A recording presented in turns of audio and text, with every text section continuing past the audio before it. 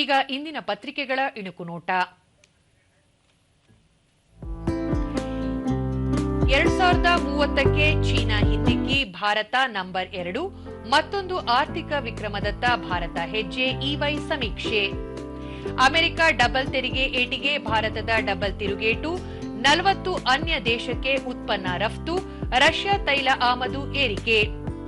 ಚೀನಾದಲ್ಲಿನ SCO ಸಭೆಗೂ ಮುನ್ನ ಜಪಾನ್ಗೆ ಮೋದಿ ಭೇಟಿ. ಇಂದು ಟೋಕಿಯೋದಲ್ಲಿ 15ನೇ ಶೃಂಗಸಭೆ. ಇಂದು ರಾಷ್ಟ್ರೀಯ ಕ್ರೀಡಾ ದಿನ. ದೇಶಾದ್ಯಂತ ಆಚರಣೆಗೆ ನಿರ್ಧಾರ. ಫಿಟ್ ಇಂಡಿಯಾಗೂ ಚಾಲನೆ. ಅಮೆರಿಕ ಓಪನ್ ಟೆನ್ನಿಸ್ ಸೆಬೆಲೆಂಕಾ ಗೆಲುವಿನ ಓಟ. ಆಲ್ಕರಾಜ್ ಜೋಕೋವಿಚ್ ಮುನ್ನಡೆ.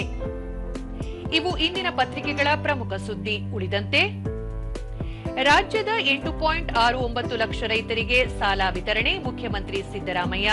ಸಿಎಂ ನೇತೃತ್ವದಲ್ಲಿ ಸಹಕಾರ ಇಲಾಖೆ ಪ್ರಗತಿ ಪರಿಶೀಲನಾ ಸಭೆ.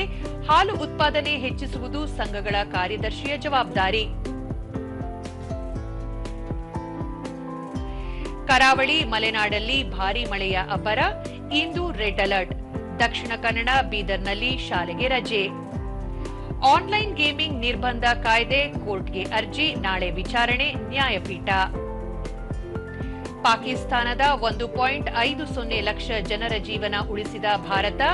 ಮಾನವೀಯ ನೆಲೆಯಲ್ಲಿ ಮುನ್ನೆಚ್ಚರಿಕೆ ನೀಡಿದ್ದ ಹವಾಮಾನ ಇಲಾಖೆ. ನೆರೆ ಪೀಡಿತ ಪ್ರದೇಶದ ನಾಗರಿಕರ ರಕ್ಷಣೆ. ಇಂದಿನಿಂದ ಹಾಕಿ ಏಷ್ಯಾ ಕಪ್. ವಿಶ್ವಕಪ್ ಅರ್ಹತೆ ಹರ್ಮನ್ಪ್ರೀತ್ ಪಡೆ ಗುರಿ.